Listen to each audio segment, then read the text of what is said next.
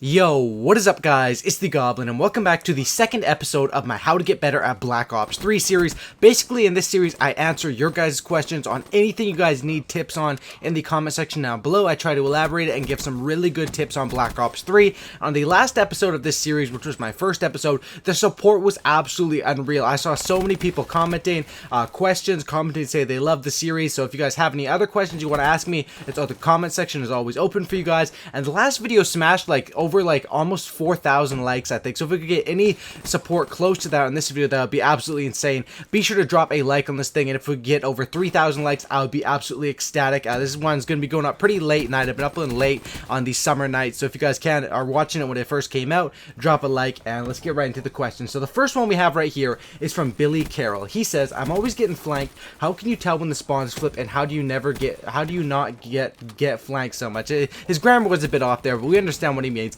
And basically, this is a good question. This is something I love to talk about on my channel.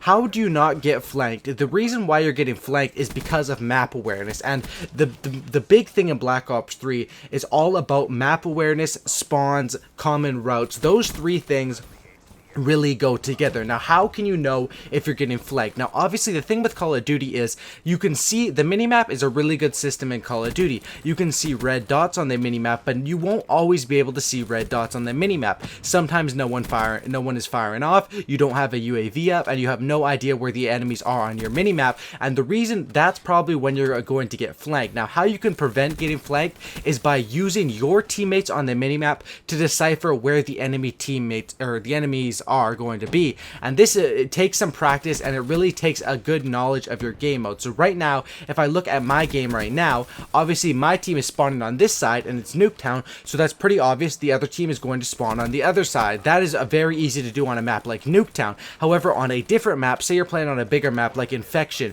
you can still do the same thing. Wherever your teammates are spawning, look completely opposite that on the minimap, and that's most likely where the enemies are going to be spawning. Now, if you think about it, you find out you get the knowledge right there of where the enemies are going to be spawning, and then you know the common rush routes. And what a common route is basically if people spawn at the back of Nuketown, they're most likely going to run through the building or something like that. That's a pretty common route. You know those common routes on each map. You look at the minimap, you learn the spawns, and then you can basically try to cut people off when they're running those routes and avoid getting flanked. How you can avoid getting flanked is knowing when the spawns are going to flip. When your teammates start spawning far away from you, you're most likely in the enemy spawn, and you should run out of there and run towards your teammates to be saved, or else you're going to get hit in the flank. Always be if you watch my gameplays, I'm always looking to where my teammates are spawning and using that knowledge to know where the enemies are spawning. So hopefully that helps you out.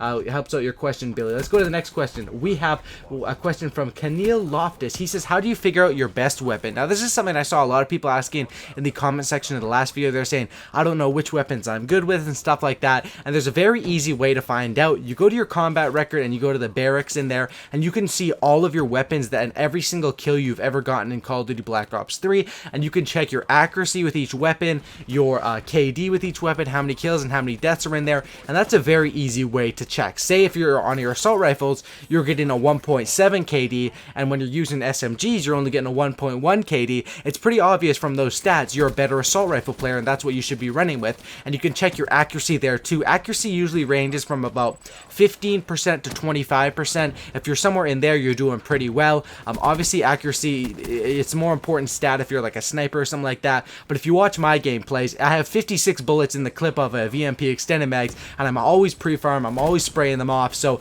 I really don't worry about that accuracy stat. I think it made me a lot better player when I just, you don't have to be worried about wasting ammo. That's especially if you have extended mags or fast mags. Pre-firing is huge in Call of Duty Black Ops 3, and just spraying, never letting off that trigger until you get the kill, then dip out and reload. So that's basically how you can find out what your best weapon is through the combat record. Check your stats with each of the weapons, and that's something if you don't really know what weapons you're comfortable on. Once you play a lot, like me personally, I know all the weapons I'm comfortable on. I don't really need to check the stats, but if you're just, trying to figure out your best weapon, that's an easy way to do it, and hopefully that helps you out with your question. The next question is from Ben Chillin. I like that name. I like to be chillin' too sometimes, man.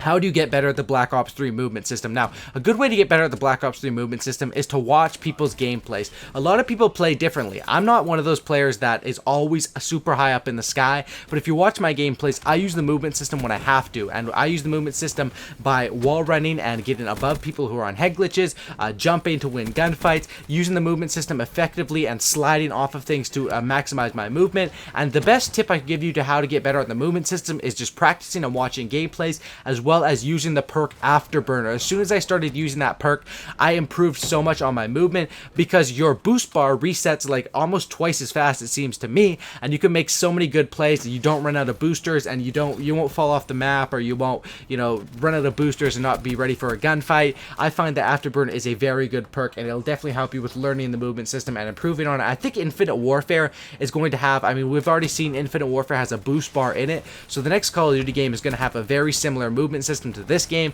So you guys really want to learn and do your best in Black Ops 3 movement system, because most likely Advanced Warfare is going to be pretty similar with the boost bar. Now, the next question we have here is from Asraf, if I'm saying your name right, man.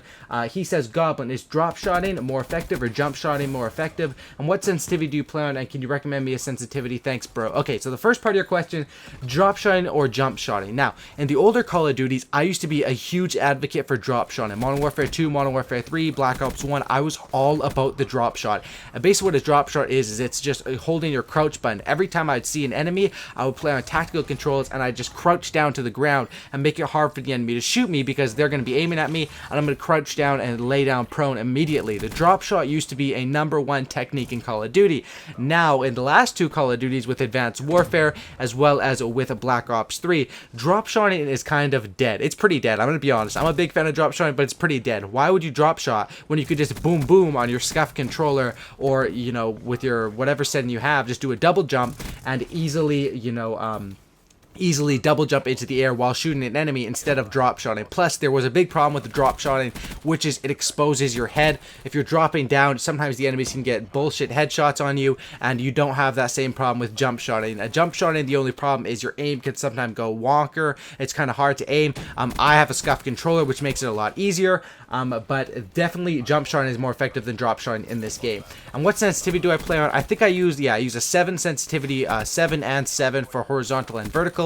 I can't recommend you a sensitivity. All I recommend is try out different sensitivities. When you get to the sensitivity that you feel a bit uncomfortable on, drop it down 1 or 2 points and use that as a sensitivity.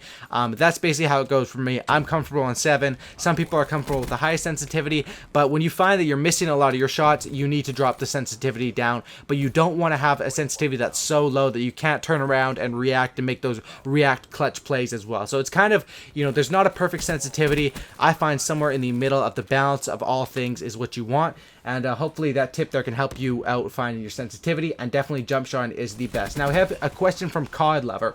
Do you look at the center of the screen and then glance at the minimap? Now, this is a kind of, I know what he means by this question.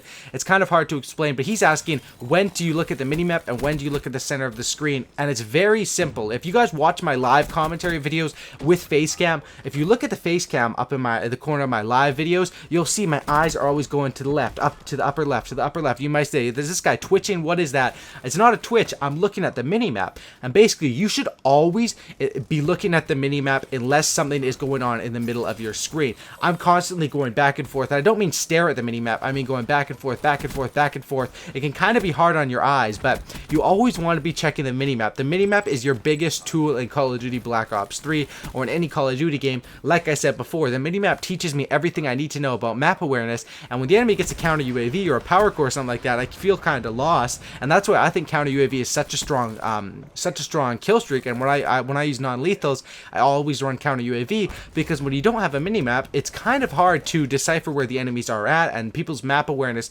Sometimes if you call in like a counter UAV, the enemies just get completely lost. You can get some free kills from them looking the wrong way or whatever like that. But definitely, you want to watch both, and you definitely want to keep your eyes going, watching my live videos or watch any other YouTubers' live videos. And they're always going to be checking the map, checking the top left corner to check the mini-map all the time. Now, the next question we have right here is, what separates the good Call of Duty players from the very good Call of Duty players? And that's just a complete map awareness and expertise in the game mode. So, a good Call of Duty player wins gunfights. He understands the simple stuff of where his teammates are spawning and the enemies are spawning.